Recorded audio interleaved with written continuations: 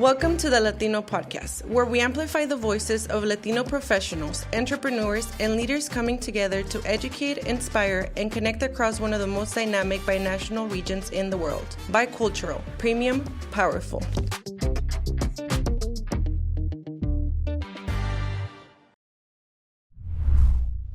Hey, it's Sean Gomez. Welcome to this episode of the Lawtino, where we discuss the intersection between law and our Latino communities. We talk to lawyers, judges, elected officials, community leaders, thought leaders, and especially those like our guests today that commit themselves to the betterment and development of our binational community and culture, which we think that is super important and we're really proud to be part of. Today's episode, as always, is brought to you by your sponsor, Gomez Trial Attorneys. Gomez Trial Attorneys is a national consumer rights law firm. We practice in the areas of personal injury, employment law, mass torts, civil rights, and class actions. And, we pride ourselves on being binational, bicultural, and best in class. And that is, just like our guests we'll talk about today, we have presence and we hope impact on both sides of our border.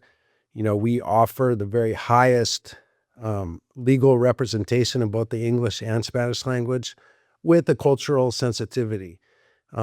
David, as you guys know, originally was a guest on this podcast, now is in-house running our Mexico, California border region and practice, really involved in outreach to people like our guest today. He, like her, grew up in Tijuana and, now is one seamless community, two communities and groups of leaders working together. So, David, why don't you do the honor of introducing our guests, and we'll get going today. Yeah, no, of course. And thank you, John. And thank you, Kenia, for being here. Like John said, Kenia and I, we share that background of being raised in Tijuana, which actually shapes your vision for this region. And like her, I'm very passionate about cross-border work. But of course, I know she's got to be more knowledgeable about anything that has to do with policy, commerce, and that's what we want to learn. So without further ado, here's Kenia. All right, thanks for having me. I'm so excited. Super excited to have you. So what we like to do, tell us who you are, kind of where you grew up, what your educational development has been, and what led you to this place. Yes, so I was born in LA, but that's it. Immediately exported to Tijuana. And so I've lived in Tijuana my whole life, went to school there all the way to university. And I did start my working part of my life in San Diego, like your average outlet employee. Which one? I did outlet San work. Isidro, because that's right there across the border. And, it was flexible enough to work and go to school and get a car. And without crossing the car over, you could just run across. But later on, it was just finding an opportunity for me to insert myself in the office world. And we were talking about this. The universe just threw me into aquaculture first. It was the Icelandic firm that was here in San Diego and owned aquaculture, tuna farms in Croatia and one in Baja. That was Baja Aqua Farms. They later went public and, left San Diego. But then that's how I then transitioned to my sport fishing life. And we talked about this. This is the universe just showing you where to go. I found a way to immerse myself in the industry. Loved it, even though I got seasick. It's family owned. It really has that core San Diegan kind of family values. And it's an industry that, gets passed over from generation to generation, a huge revenue for San Diego.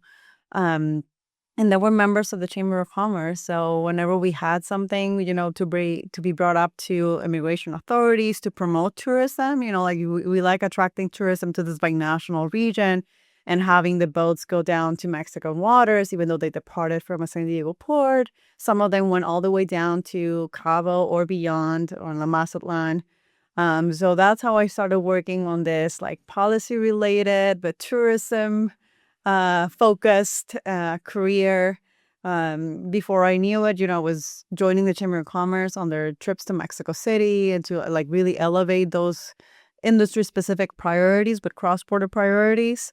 And, there was an opportunity somewhere along the line to join the chamber, and it's been almost 9 years. So It's been a very fruitful experience. I've been growing from just managing their binational affairs to like now international and public affairs. So also overseeing a team of amazing experts that focus on local, county, state issues, all of it to elevate San Diego and our binational community as the Cali Baja region.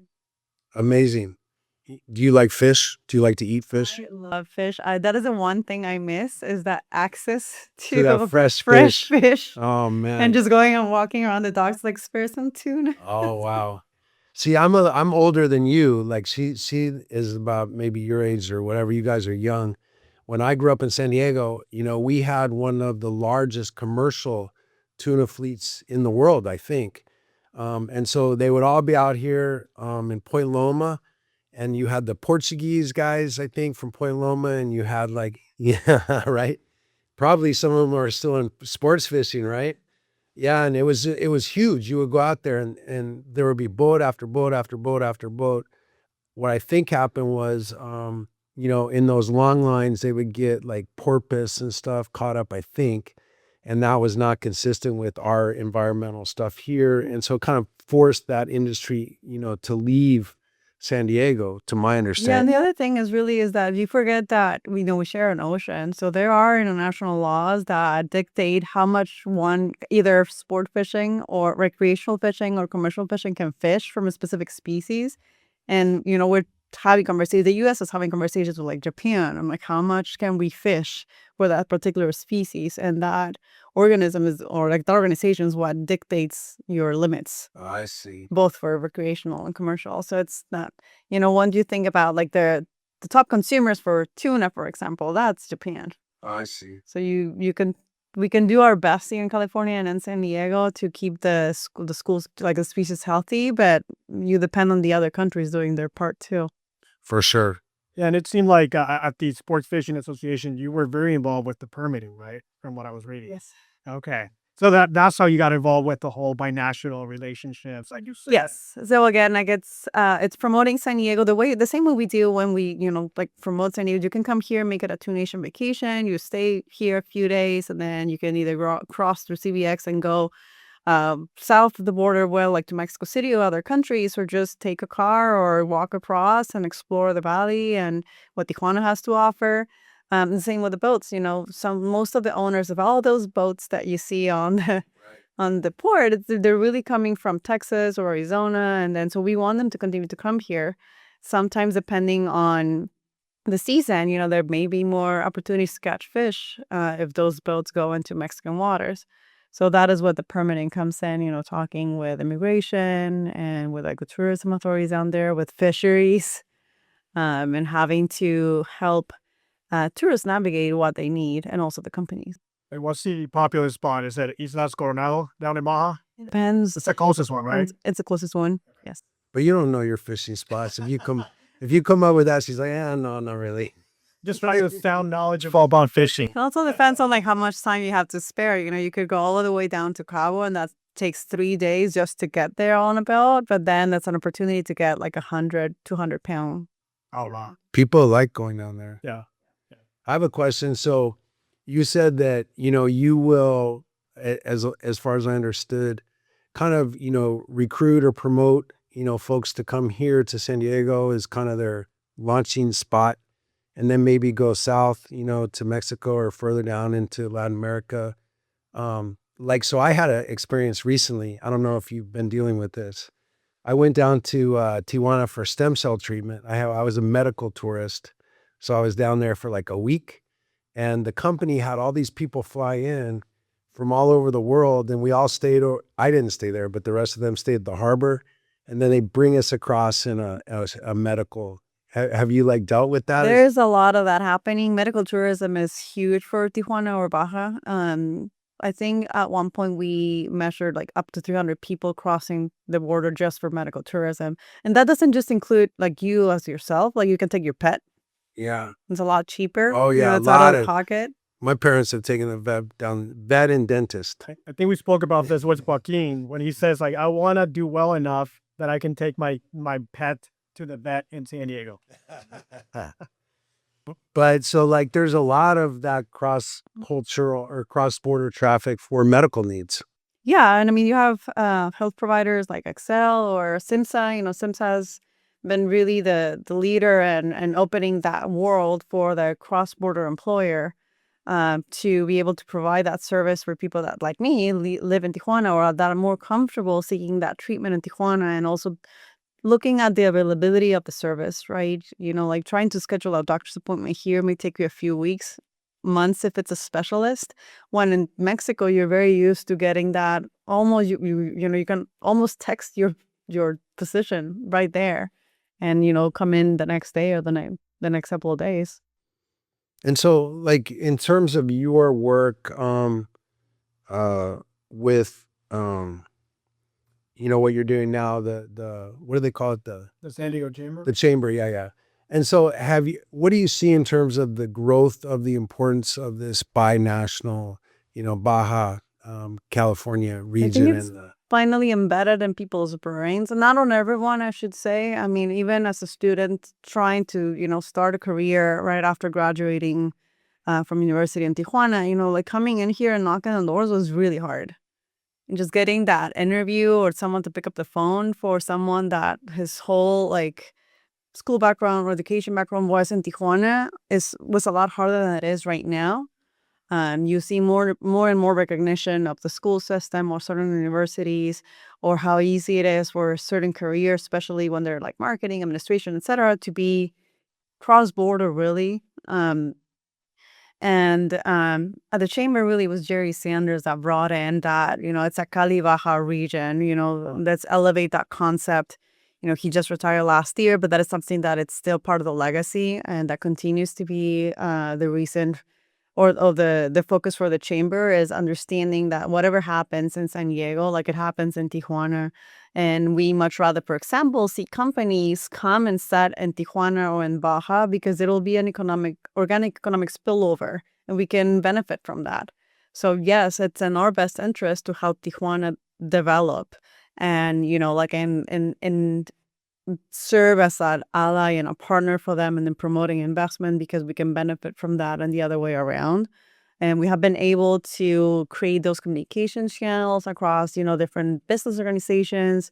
We were talking about the Smart Bubble Coalition, for example, the members of the chamber. And 4 years ago, I want to say we signed a binational MOU with like the Tourism Authority, ourselves, the San Diego EDC, the South County EDC, the Smart Bubble Coalition, and our counterparts in Tijuana, in order for us to, set on a binational agenda and what our priorities are, and also understanding the specific role that each of our organizations play in making this region like a great place to live and work.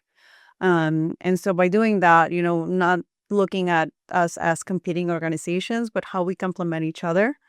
And for example, if there's a delegation that comes in, like, what, EDCs, this is your territory, go ahead, like, let's, we can come in and I can talk about policy and how we make sure that San Diego is a business-friendly environment.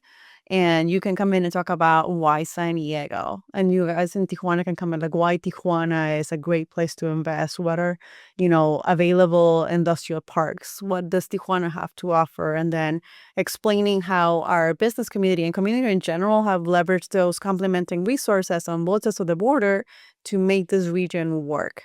Exhibit 1, San Diego and Baja together are the largest medical device cluster in the world. And yes, we have more R&D on this side, and we have more assembly and manufacturing on the other side, but together we made that work. We have CBX. Obviously we have our major international airports. We know that San Diego's airport's a little limited because of the ocean and where it's located. But Tijuana's airport was right there next to a bunch of land that can continue to work, and it was right next to the border. So we made that work through CBX so that we can connect both airports, and then by doing so, attract more tourists to the region. The San Diego Tourism Authority and the Tijuana Tourism Authority, Cotuco, also had, I think this was a few years ago, like 2018, they won this international campaign on the Two Nation Vacation promotion that they did back then, just by showing how they both could tackle the same market together instead of competing against each other. So again, the definition of the border changes when we stop thinking about us being divided by the border rather than united by the border. And that's how we want to continue to push forward. I love the binational collaboration and efforts, but I'm going to go back a little bit. So I know you said that when you got here, you were knocking on doors, trying to get a job. It seems like you ended up where you're supposed to be, right? Some of our prior guests, they've called the binational background as almost a superpower, right? Based on the knowledge that you have, the experiences that you have. Would you say that your position now and how you got there, it's also because of your unique background? Yes. And again, I think there's more of an acceptance of this being a skill. Obviously, when I came in over knocking on some doors, I thought, well, everyone's like me. Like, how many people have dual citizenship and can make this work or have, an understanding of both languages and both cultures? But that wasn't really understood as a skill or a resource. And now, more and more, I see that it's almost a requirement. You'll see it on a position like being posted in a strongly preferred, or even actually requiring you to understand how to navigate. Because one thing is also, and this is funny because one of the reasons why I got that first position at the Sport Fishing Association is they had someone that spoke Spanish, but the person, it was like a second language. Yeah. And there were nuances between the Spanish that the person knew and what the cultural knowledge that I had of just, going with my boss, like, you drink that beer. You will not bring money or numbers up on this first conversation. You will have the beer, enjoy it, and then I'll follow up and ask that secretary for what we need. Yeah, make the connection first over a few drinks, Yeah, it was right? like, yes, the U.S. is more straightforward, formal, in the letter. ABC, this is what we need, what we're asking for you, and that's how things work. But in Mexico, it's relationship based. So a lot of it was, I was very also fortunate to have a really great boss that believed in everything that I was proposing back then. Kim Frankie, he's still the Sport Fishing Association president.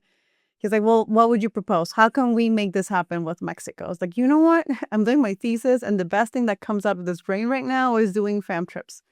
Let's go to them. Let's help them promote tourism in Mexico. And by doing that, it works for them that we're providing everything. We'll broadcast a radio show from like key ports. We went to Cabo, Ensenada, and Mazatlan. And we did Mazatlan because the Secretary of Fisheries was set there. That we'll invite him on the show. He'll love this because as Americans coming and promoting tourism, we're bringing a boat with us. We brought the chief of police to the harbor police to make sure that he also met with the chief of police down there and it was all safe for tourists. And after that, like, that's how we started developing that relationship and trust for them, letting them know, like, we want to do business with you. We're just not this big business from the U.S. that wants to do things our own way. Like, let's reach an agreement here and the requirements that you're asking for so it's feasible for these boats to come here. And that's what ended up happening. It took us a couple of years, and I think we were able to change a small piece of legislation that I was very proud of that allowed basically for all of that processing to be online. Oh, wow. That's super smart, the way you did that. I love that effort. Do you see the Lawtino doing some promotion down in Vallejo? I'm not gonna lie, it was very fun. Yeah. I'm thinking, like when she was speaking about, the things that she's done, like, or hey, don't talk numbers, have a beer, kick it first, go down there, meet, the police chief. And so I was thinking, there's a lot of businesses like ours that are interested in exactly that, building these relationships with communities or thought leaders or consumers down in Baja and south of the border. I was thinking that probably there's going to be this growing need for like consultants or people that, work with these companies to do this sort of thing.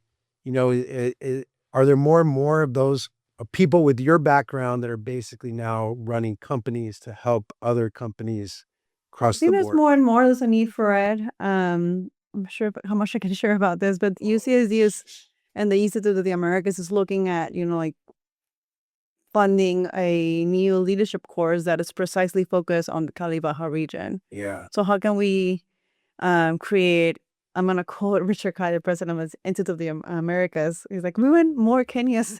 So we need a program that, like provides the background and the understanding, a power mapping of the stakeholders, the local, state, federal level, or even community-based, so that the new generation of whether it's consultants or actually like attorneys, accountants, like lobbyists, etc., or just business people that are coming in and the next generations have that embedded in their minds, so that that can allow them to make more to be more informed as they make decisions and business plans and have a better understanding of the binational region. We have, at our firm, we have a lot of our intakes people that work remotely in Tijuana. We have a lot of our employees that will cross to come up here and work. I've always been very interested in the concept of having committed marketing people down there. I feel like they're really smart and hardworking and very creative. Like, how much are you seeing American-based companies more and more kind of use talent from the other side of the border?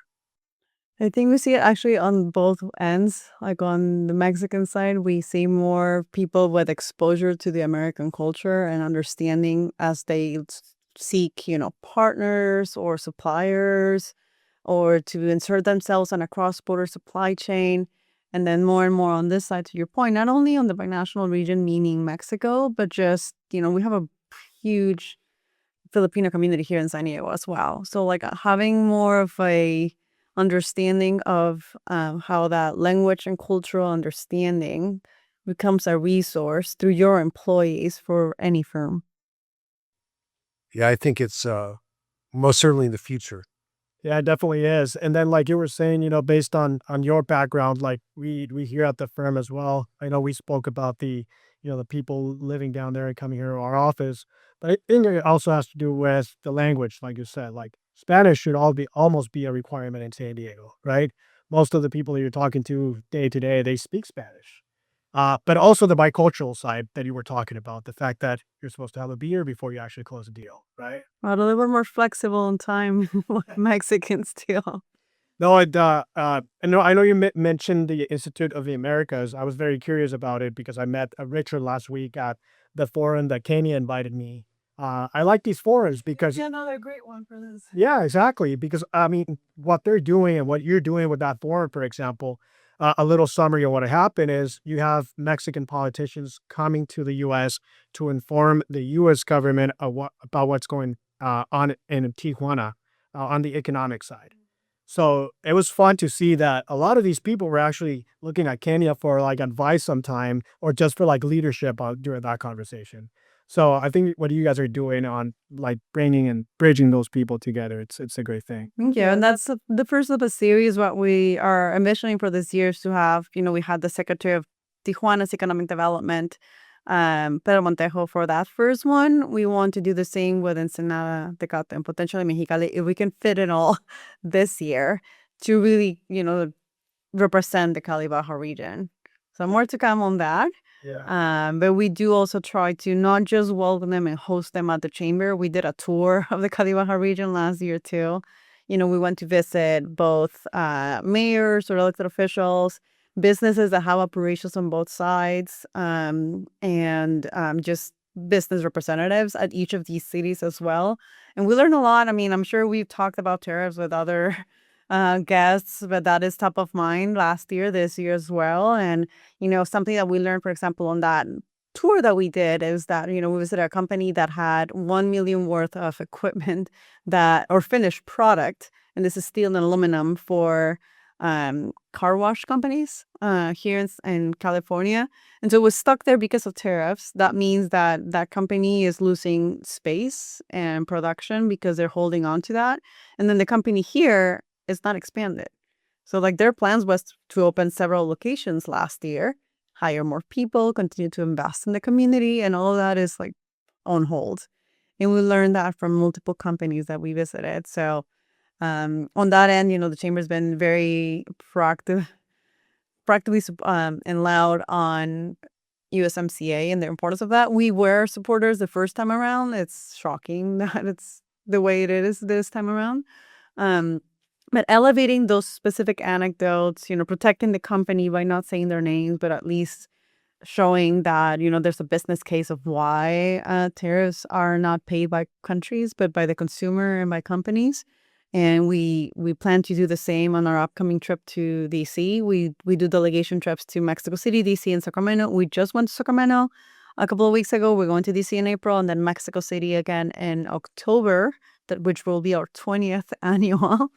And it's a mix of between 80 to 170 people, mixed up elected officials, community representatives, business owners from San Diego, from Baja, that our point is just to elevate our regional priorities, make our case, the business case, and, work with officials at the state and federal level, not confronting them, but just making sure that they make informed decisions and that they know how we're being impacted here in San Diego. I have two case studies that I want to ask you about. Because, so I grew up in San Diego, and back then I would go down to Baja I would go to TJ to go to clubs. I would go down to Baja to surf, maybe play golf. I never heard of Valle or wine or anything like that. So that's one case study. So I feel like that's new in terms of its attractiveness to people here. And I wonder how that's influencing, the border. It was maybe a good kept secret. I mean, I knew, obviously. You knew, of course. I knew. I was like 18 the first year I went. It's been growing for sure. As anything that is growing has its challenges. Valle has an amazing list of culinary experiences and like wine tasting or horseback riding and some amazing like staycation places that you can go and experience for yourself, couple, families. And with that, there's additional stress on the resources available. So you'll hear a lot about whether there's enough water at the Valle. That's something that the state wants to work on the Mexican side. And they're looking at the resources or whether there's a diesel plant or, pumping water that's been treated from Tijuana to the Valle and whatnot. So all of this continues to be a conversation. And then on the wine producers side of things and the locals, there is a call to delimit what is too much. So lately I think the conversation is on that, like the ability of the Valle to sustain large events, so like major concerts, and what that means in terms of like the parking and where the people staying and the lights and all that. And like if we want towers built for hotels, which is not the case. So hopefully we can keep and retain that magic that is still there, and continue to visit in a very respectful way while enjoying a glass of wine. I like it. Okay, here's my other case study. Ready? Okay. Okay. SDFC. So now we have a Major League Soccer team here, a complex that now the recruiting base includes Baja. They get the kids from there. They'll schedule a match against Solos. They just went down and played in Mexico City. Like, what do we see in terms of the cross? No, I mean, we love it. I went to the friendly match, devastated because obviously I had to root for the Cholos. But it was amazing. I mean, even when the Cholos first came around, I think Tijuana was in desperate need for some certain sense of like identity. Yeah. Tijuana is also a city of like national immigration destination, I would say. There's a ton of people that are not born in Tijuana. So you would see that they're already rooting for whoever they rooted back home. But once we got the Cholos, it was like now we have a sense of like belonging. Yeah, and identity. And obviously, there's like the Toros and the Sonkis, but soccer is embedded in like Mexican culture. Right. We had Chivas Tijuana at one point. When Oh, really? Up. But it was like a third division league. So people were not really, feeling a sense of belonging with the team. Cholos comes out, and then, after a couple of years, they win the championship. And that just creates an euphoria between the, people of Tijuana and now people are united on the Tijuana side. Yeah, and now of course now we have Sandy UFC, amazing season, and I think for us here that have sort of like one foot on each side, like this is perfect. I mean, I was still happy because someone in the region won, so there was no way to lose that friendly match. All right. But it just gives you like another opportunity to share within the community. So yeah, you'll see a lot of people from Tijuana that are here supporting Sandy UFC and the other way around. I was reading about Chucky. Oh, So he's with the team and the contract, maybe things are so good, but they said he and his family moved up here. They really like it. And so he's not in a rush to go anywhere. So he just kind of is on the side, dribbling a little bit because apparently they moved up here. They really like it. yeah. So that's, Can you blame? no, you can't blame him, right? I mean, but we have, Canelo up here a lot. We have a lot of, Mexican presence here and a lot of, United States present there. Like it's all coming Yeah, and those together. are really the two, like soccer and boxing. They was Boxing. they was for Mexicans. And then we also I recently learned I kept seeing this guy at the gym, and I think it's the one of the band members from Rake. I kept seeing Because he's from Mexicali. he's from Mexicali, and I kept seeing him at the gym in Mission Valley. It seems like he is in La Jolla now. He just opened a restaurant, and they're trying to promote and bring people to that Mexican seafood experience. Looks like a great spot. I should definitely stop by. But again, people stay here because it's so nice, right? Yeah. I mean, it's just become more and more seamless, and I think it will, continue to be more accessible. What are the big obstacles, in terms of making that happen, fluidly and efficiently today? Being from the chamber's perspective, the first thing that comes to mind is affordability. And that we see it on both sides. I mean, the lack of affordable housing in San Diego is bringing more and more San Diegans to look at Tijuana. And then what Is that happens- good? Is that good for Yeah, I was gonna Tijuana? say what happens is yes, I mean, and I include myself in that even though I grew up in Tijuana because I have a U.S. income. Right. So yes, I have a better chance of getting In a nice place. being in a nicer place or closer to the border than Mexican income families. So we are pushing them south or east towards Tecate. And then that's creating another trend because, there's more of a demand of staying close to the border. So you're seeing the towers, like condos, and that is new to Tijuana. So I don't know, growing up, there was not. Like where Liana is? There were only 2 towers. Yeah. Oh, yeah, but that's a hotel. It's Yeah, different. that's a hotel. And now there's more and more condos being built, and they certainly have their eyes on U.S. income families, or at least the higher end. So again, just pushing Mexican income families to the outskirts. That creates, a different need in terms of the grid, water, public transportation, and infrastructure. So it's changing. I'm not saying it's good or bad, or just something that is changing. I mean, Tijuana is looking more and more as a city than perhaps before. And then the other part is on the affordability for the business side, and we want to keep it affordable for investors and companies to do business here in San Diego. So we're looking at streamlining permits, finding the balance between overregulation, sustainability, and other factors so that we can, again, not do that at the extent that we lose employers. So that would be, one thing, like affordability, workforce, and employers. We talked about it earlier, which is the border wait times. How are those right now? Horrible. It took me 2 hours to get to work today. Nowhere. It was announced on Century. Yeah, because of the rain, because of the cops had not gotten to the Century lane to keep others from cutting in. So that is not always the case. It's usually 15 minutes. But between that and the freeway, your average worker that lives in Tijuana is powering through the mornings. So be nice to them. But then that aside, on the business side, again, from the chamber's perspective, people that are late to work because of that, that's costing the employer. Maybe my shipments were delayed because I didn't have enough personnel. Maybe I had to pay overtime for the other worker before the replacement came in. For cargo, it's an older estimate from CNDAR, but it's estimated that about $2 billion are lost in economic output for this Cali Baja region every year because of border wait times. And this is before COVID, so it must be worse. Yes. On the flip side, there's another study from the Atlantic Council that says that for every 10 minutes that we could save from border wait times, this other, I don't know, it's like 60,000 jobs that would be created or supported. And how many other thousands of trucks could cross the border along the U.S.-Mexico border that will contribute to the economic engine that is integrated supply chains. So there's a business case for that. Of course, we are still waiting on the new land port of entry in Otay 2. We're very excited. Mexico's basically done. I got the opportunity to tour it myself.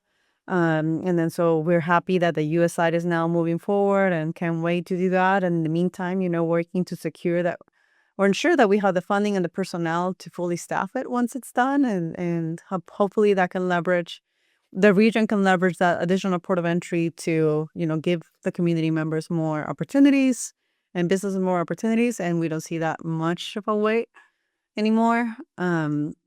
So that is the one thing, including what I mentioned through that MOU with other business organizations. And we all come together on supporting funding, expediting the processes, and just making sure that the port of entry gets filled and then fully staffed and fully operational as soon as possible. For sure. Yeah, I think, again, other guests have discussed the border crossing and the impact and how it affects the economy locally.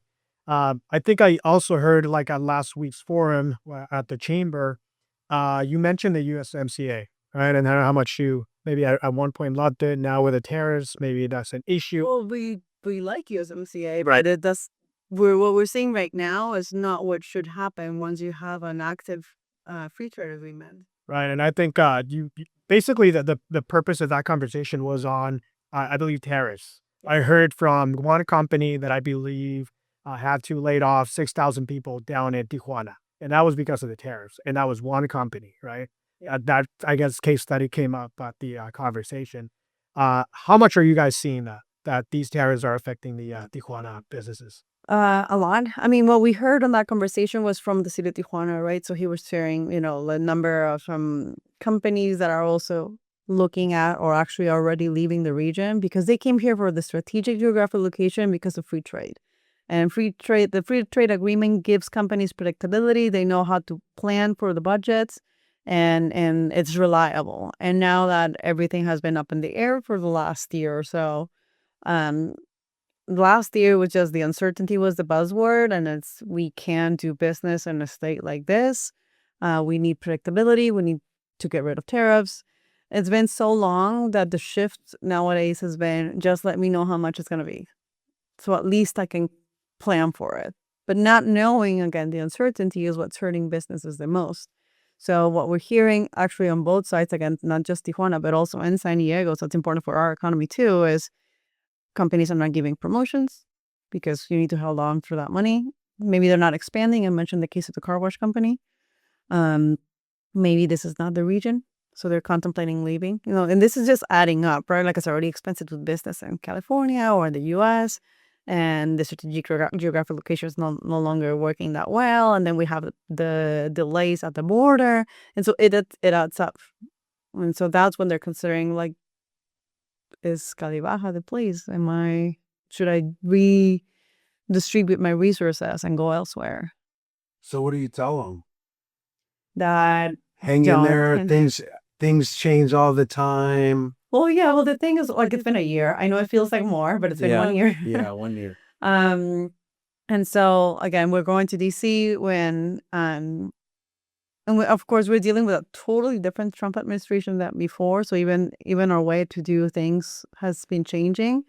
But we do believe that making the business case and talking numbers, and that's what we're asking. Like, if you don't want me to share your company name, your name, etc., at least tell me how you're being impacted. Because that's what we can elevate. Then we can talk about industry specifics, like steel, aluminum, and lumber at the time. All of that is impacting also housing. So not only impacting businesses, also impacting the cost of living across the U.S. So things like that we were able to start picking up, and that is what we want to elevate when we go back to D.C. this year. When we went last year, it had been like 2 or 3 months, so a lot of those people were no longer there. Or are no longer there right now. So we hope to have more productive conversations this time around and continue to push and work closely with our congressional delegation, who has been fantastic, great leaders for San Diego. But again, we can only elevate what we know. And as much research as we can do, there's nothing more than hearing from the community members and from business owners about how we can help and how we can elevate their voice. Do you have colleagues along the like Arizona Texas border that are dealing with the same things? Yes. So the chamber is part of the Border Trail Alliance. So I serve as vice chair for the second year this year. That is a business. A business organization, nationwide organization that focuses just on protecting and promoting trade within North America. So USMCA, top of mind. So there's members along the U.S.-Mexico border. The other big group of members being from Texas. So we hear from their ports of entry, which is the busiest commercial ports. And of course, their reality is different because they have bridges. But we to the point that we even have a WhatsApp group of like, are you seeing this today? Is your, are your supply chains for your port of entry being impacted? When they heard what's happening with the drone and the airspace, was it last week? It was right there. I was like, this is what we're hearing. This is what we're impacted. This is not what's happening. This is just things that are like rumors or not. When there's port of entry closures, when there's an initiative that works, then let each other know. For example, this is a few years ago now, but during COVID, we saw two things. One is that the U.S. and Mexico never sat together to think about what was essential. So we had to rediscover that here regionally and talk to our local and state electeds about how much our supply chains were interconnected. And so we could reopen the ones that maybe were not essential on one side, but they were essential on the U.S. side and whatnot. So that was something that we learned that got replicated across the border. And the other thing is that we had a cross-border vaccination program for U.S. companies whose employees were in Tijuana. And so if you recall, the U.S. had San Diego had an excess of vaccines that were about to expire. Mexico had not enough. So we were able to make it happen in a way that the employees didn't cross the border. They got vaccinated at the border by U.S. I think they're from the county and UC Health nurses and healthcare workers that were able to facilitate all of that with the access that we had, right? But it was helping the cross-border community in a way that we had an access, make it work, and also understanding that these U.S. companies had under their care, employees in Mexico. And because that was so successful, I think we vaccinated the region, 26,000 people. Wow. And then that got replicated in Texas once they saw that it worked here. Good job. So we tried to do that and be in communication. And when there's something major, such as, support for USMCA and whatnot, then we also reach out to partners at the U.S. Chamber to make sure that there's, no duplicatable efforts, and then coalition efforts that are much stronger when they see, chambers, local chambers and greater area chambers from all the states versus just tiny chamber from the corner of the country. Now, if you were to give advice, say like our company, we're here at the border, we want to serve the consumers of, the entire region. And so and I'm sure there's all kinds of industries like that, so what would your best advice be to the leaders of, I'm a person, I have a business, I feel like my business serves consumers on both sides of the border. I want to get the crossers. I want to get, the families down there. What is your best advice for how to do that? Well, it starts with having at least a notion of this being a binational community. I mean, with my marketing background, I'll tell you to understand your market first and know who who is your demographic. But from the chamber's point of view, and I'm not selling membership, but looking at whether it's business organizations, community-based organizations, or even events that you can involve yourself in, whether it's as a sponsor or being, a keynote on a conversation that's important to your business or to your market, or where you can come in as an expert, but having that connection with community members, again, with your market. So whether it's, through, there's forums that you can partner with, whether it's like chambers or universities. And and it's just all about a connection. I have no other way to explain it. Like if my market is more working class families, like where are they? Which community districts are they? And how can I make myself available to them? Am I providing a workshop? Am I in 2 languages? Am I, supporting this other foundation that's already working to benefit those families or that specific area in the community?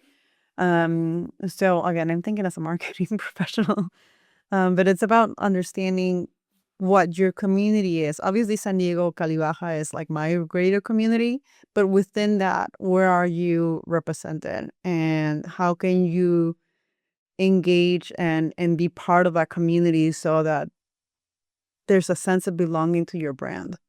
Love it. I love that. But two languages, 2 cultures, and we at the firm, again, we are binational and bicultural, and we say this from the heart because it's actually people from both sides of the border representing people here. And I love the whole marketing thing because, as you know, John, he's a good big branding, big marketing guy. And we've been good at marketing our community, but now, we want to expand further. One of the reasons why we have all this background is to be able to assist these people that grew up in Tijuana or that cross the border every single day. Me as a Tijuana native, coming to San Diego every day, I would see like billboards of maybe other attorneys from other areas, from other cities that don't understand the culture. So now, from the marketing perspective, like you said, like study your market, study your community. We want to make sure that we target those people so that they come to a firm that has, great track record. So I need to pick your brain on the marketing because it seems like you're pretty good at that, right? Especially at that level. It's like I know I do policy, but my background is fully in marketing. So right now I just see that policy as my product. I like it. So what advice would you give to, say I'm a young professional growing up in Tijuana or growing up here, but I want to make a name for myself in your space?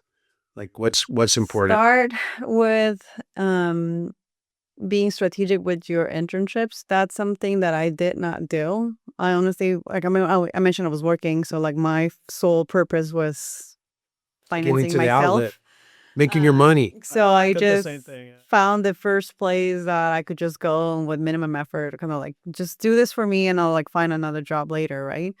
And then when I came to opening those doors or knocking on those doors, if I knew now, then what I know now, I could have, looked for an internship opportunity in San Diego if I already knew that I wanted to cross the border for work, right? So that could have been an experience that could have opened that first door.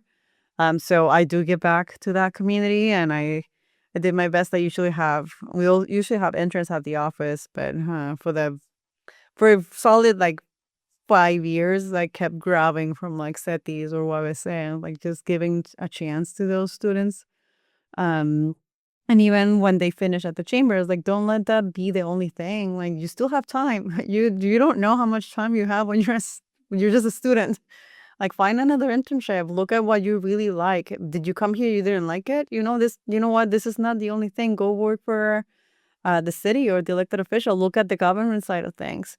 Are you more of a grassroots? I want to be embedded in the community. Look for a nonprofit, something that calls your name. And for me, I learned that again. I was going through marketing school. I always thought I was going to work at a ad agency or like Procter & Gamble or something big like that. And it turned out that it took someone from my office at the aquaculture firm. He was looking at my resume. He goes, "You spent almost 8 years of your life volunteering through Rotary." And like it's always been like international affairs. Like you were doing PR and you're doing that for your club and for your district. And I think at the time I had like PR for Mexico. And it's volunteer work, right? I was doing this on the weekends and like later at night. And that's when he said, like, you should add that to your resume because you're doing that for free. And that was the first time I thought, like, maybe I don't go to an ad agency. Even though I ended up in sport fishing for 3 more years. you know, the universe still found a way to make that binational, international. And then I just said, like, this is my calling. But pay attention to that. Like those are the things that you learn when you're in school and volunteering. I love it. Well, I think this is a good place to pause. And, I want to thank you for spending your time with us. Thank you for your insights. Thank you for your leadership in the region. The work that you do matters to a lot of businesses and employees and our economy and our shared culture and community. So thank you for the work that you're doing. Keep doing a great job for us. Thank you. Get those wait times down. Yeah, Get those tariffs down. We're doing our best, but again, I'll do that shameless plug. Like, please reach out to me, reach out to the chamber. We're here for the community. We just want to make sure that we elevate every single story, understanding that most of our businesses are small businesses, and they also have a voice. They're the backbone for the economy. They're 98% of San Diego businesses. When you say reach out to the chamber, how do they find you? How do they find the chamber? Well, we're walking distance from here, but it's our office is on here in downtown, or website. I'm like thinking in Spanish for a reason. sdchamber.org. You click on team and you'll find all of our pretty pictures and a way to connect with each of us. And we'll do our best again to elevate that story, that need, and those priorities. You can look at all of our policy priorities there as well. Anything from affordability to, mitigating transboundary pollution. Another big one we didn't get to touch, but a huge one for the chamber, for this region. And, you can trust on us not letting go of each of those. Very good. Well, thanks for your work. Thanks for your time. Thanks for being here. Thank you, David, as always. Thank you both for having me. Of course, it was a treat. Nice to get to know you. Now we know you're right up the street too, so we can have lunch. Bye. Yeah, and we can invite you to things. You can invite us to things. We can we want to do all the things that you just said we should do. So we want to be out there and be active and connect. And so this concludes this episode of the Lawtino Podcast. If you like what you heard, please share, follow, and get the word out and help us continue to build this amazing, dynamic, incredible community that we have and we're so proud to be a part of. So thanks again. Gomez Trial Attorneys, binational, bicultural, and best in class.